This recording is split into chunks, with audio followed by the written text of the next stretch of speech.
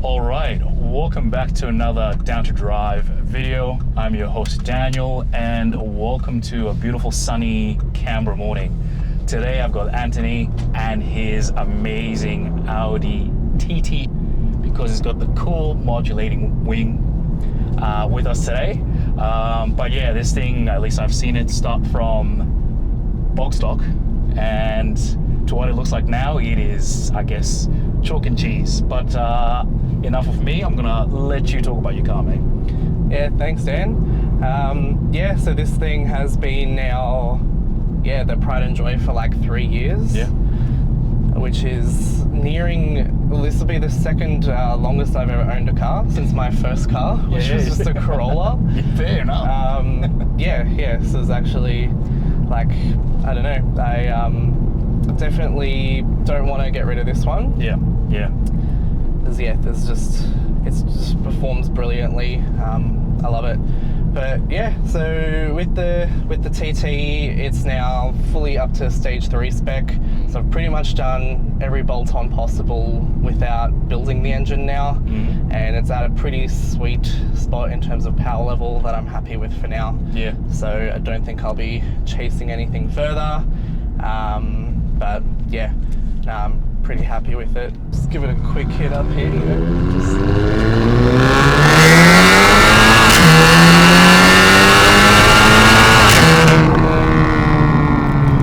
Holy, that is far. Yeah, you know what? So it's just a little bit faster than factory. Yeah. Wow. And so, okay, we'll roll it back. You said this is basically stage 3. When you started building this out, did you have any guidance in terms of how you wanted to go, or was it a bit of trial and error, kind of mix a few parts here and there just to kind of make it work? Yeah, so working where I do at Northside Euros, we definitely have this platform pretty well nutted out now, because it is basically just the MQB Golf chassis. So yeah, this is the standard TT, which gets the Golf GDI engine with all-wheel drive, and then obviously the TTS gets the Golf R Turbo, TTRS gets the 2.5 litre from the RS3, and yeah, knowing that 2 litre MQB platform back to front, we kind of just started with a basic stage 2 flex setup when I initially got the car. So I think it was probably about a month in that I sort of decided to just tune it straight away. Yeah. So we did really basic stuff: intake, downpipe, and some fueling upgrades to run flex fuel on the factory turbo, and that was great. It was awesome. And then I sort of focused more on cosmetic stuff for a while. So then I was, changing wheels, suspension, little carbon bits and pieces. Yeah, because I must say, when we were sitting at the car park before, it's just like, it doesn't look German, I'll be honest. It's very much, it feels or looks very Japanese inspired, because I wouldn't expect someone with, an Audi to be putting white wheels on it. But it just works, and I'm just like, I love it. I love it. I love the look, and even that.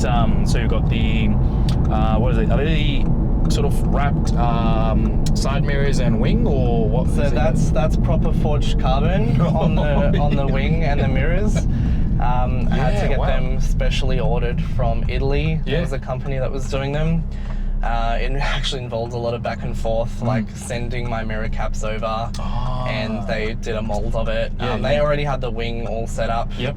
But yeah, they didn't have any mirrors with the like lane assist LED cutout. This is a 1-of-1 forged carbon. Yeah, pretty much. that is awesome. So then obviously the white wheels, they're a recent addition, and I'm absolutely smitten with those. The T37 SLs with that nice concave in the discontinued shape, and I'm definitely happy with how it's sitting now. And then a couple of months back, sort of decided to pull the trigger on the turbo and get it as fast as it is now. It's one of those things where I'm just like, this car, when we hit it before, I wasn't expecting that, especially from this platform. Like I've had experiences in TTs before, but never would have thought a TT would move this fast. Yeah. So, power level at the moment, it's about 375 kilowatt at the wheels, which is about on par with the like TTRS Stage 2, like all bolt-ons. Yeah. But would this be lighter, I guess, than a TTRS in this current, even though, fair enough, power. Like obviously, the engine in the 5-cylinder is a little bit heavier, so it would be a little bit lighter. Yeah. Not by much though, but then, you basically just don't have quite the same sound with the 4-cylinder. Yeah. But it's still good enough that I can forego that for how much performance we've been able to extract for it at probably half the cost of the RS platform. Like as soon as you go to that 2.5 litre, everything attracts Audi RS tax for all the mods. Whereas everything on this was basically from a Golf. So you've got intercooler, intake, exhaust, which is just a downpipe on this thing, which that's all sort of fits from a Golf.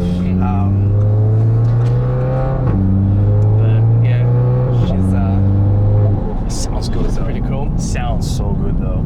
And at the time when you were looking at, I guess, this platform, did you have any cross shopping beforehand? Because obviously you had some sort of vision of what you were kind of trying to build, or was it like, look, I'm gonna buy this, enjoy it for what it is, and then if a build comes, it comes. If it doesn't, at least I'm still enjoying this. It was very much an opportunistic purchase actually. Okay. So coming from the S1, which is my previous car, which I loved, would still have it if it was still around. But sadly it's not. And after the S1, when I was sort of just in between cars for a couple of months, I was not going to rush into buying another nice car. And then, a couple of months down the track, this popped up on Facebook. It was the cheapest one in the country. It was in Canberra. Stars aligned, basically. The stars aligned. I came into work on Monday, and I was like, oh, Reese, like, I found a car. And he's like, is it that TT? I saw it. You need to buy it. And then, the rest was kind of history from there. So I was like, I'm definitely going to buy it. And like Sean, who owned it previously, like still in touch with him because he's in the car scene with he's got a WRX now. And he was pretty cool to see that the car sort of went into a fun direction. Because he basically had it stock and didn't do anything to it.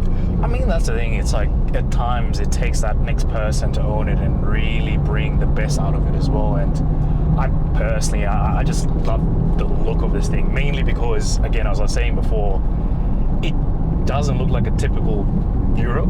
It has all the right bits that I'm just like, you know what, no matter what the circumstances, I'll be able to tell, that's Antoni's car right there. I know, those are not telling, among the sea of other TTs, TTRSs, that's his. And I must say, with even like so far in this drive, it's still comfortable, even though, you have it lowered, it's got the perfect stance personally, but it still feels like as if you could just daily this. So that I had that in mind throughout the whole build, to make sure that it is still comfortable and drivable.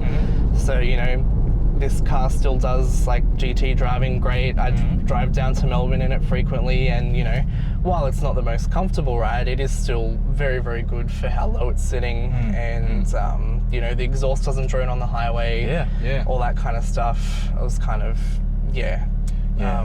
part of my, I guess, build specs.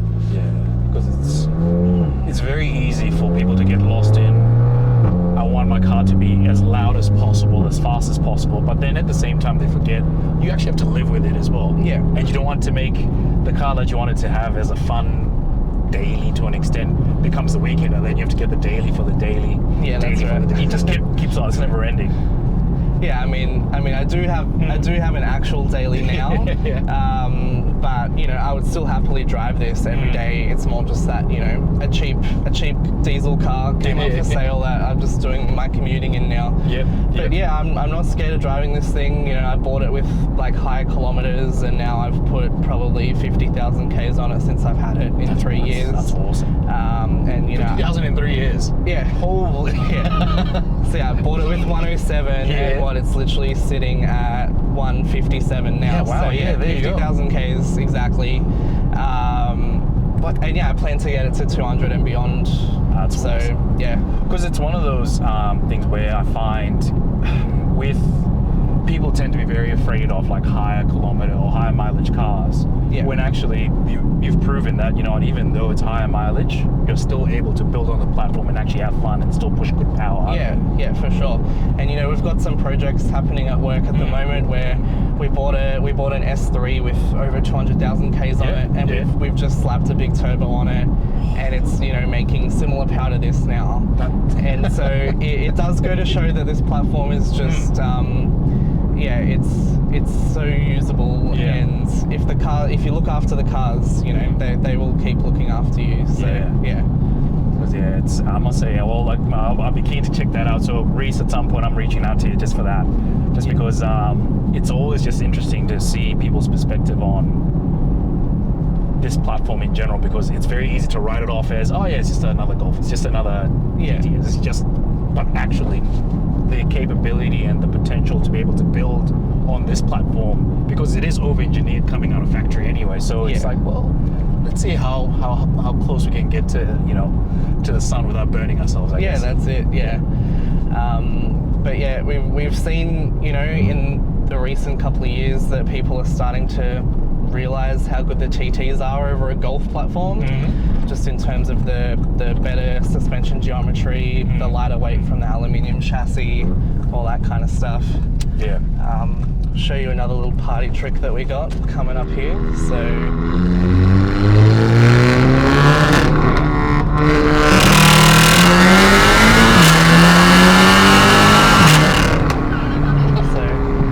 Rolling anti-lag in there now as well.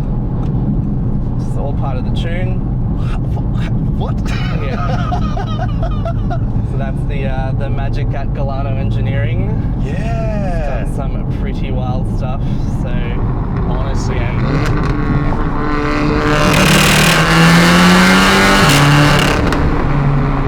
that's wild. That is wild. Because in my entire life, I've been in about 3 cars that have rolling anti-lag.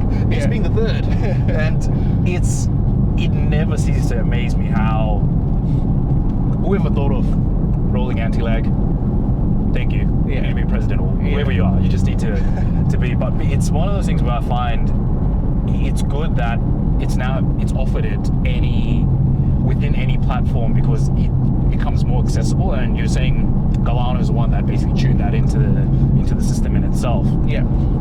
Because obviously everyone knows about, you know, your APRs, your well, actually APR is the main one that I know of that does this platform, but I don't think they make it as fun as Galano has over the years. Not really. So APR's definitely I guess watered down their offering in the last couple of years. So they're not offering proper support for downpipes anymore. Like their stage 2 files will put on an engine light for the downpipe. You know, they do have like stock exhaust files for a pretty mild upgraded turbo. But you know, there's support for anything else. Like there's no support there.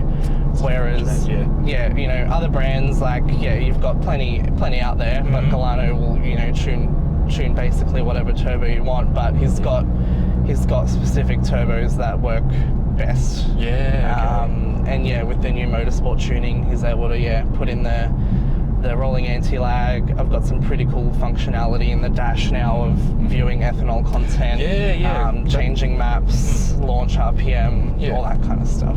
Because again, it's one of those things where you can kind of create, or your car then becomes, you customize it to yourself and your driving style and how you want to live your life as well. And this is where I've always been a big fan of cars with simple flex tune. Some points in time you're traveling, you want the best performance, Yeah. fair. But there's some Yeah. points in time where you can't necessarily get the best fuel, and you wanna, still be able to potter around and still enjoy the car to the fullest, and you still can. Yeah. That's awesome. I must say this has opened up my eyes to like I guess TT and or in general, because for me, they never really. It's very hard to find, I guess, personally, for content that showcases the true depth of what these cars are capable of. And this has just been an awesome experience. Oh, thanks, man. Well, yeah, I'm glad you enjoyed. But yeah, there's still more to go with this car. If I wanted to, the turbo does have, some more left in it. Yeah. But I was wanting to tune more for safety and keeping the engine going. Obviously, yeah, with a high K motor now on the GDI block, we didn't want to send it above 400. Yeah. But the turbo would definitely have it there if I wanted it. So yeah, maybe one day we'll see. But yeah, I'm not unhappy with how fast it is now. So that's awesome. But yeah, no, that's awesome. So I must say, thanks so much for bringing this on the channel. This has been amazing. Like, share, subscribe. I'll make sure I leave a link in the description below to Antoni's page, because he does go on some pretty cool adventures, which I've been following quite a lot. But yeah, otherwise, I will see you on the next one. Cheers. thanks, guys. See you.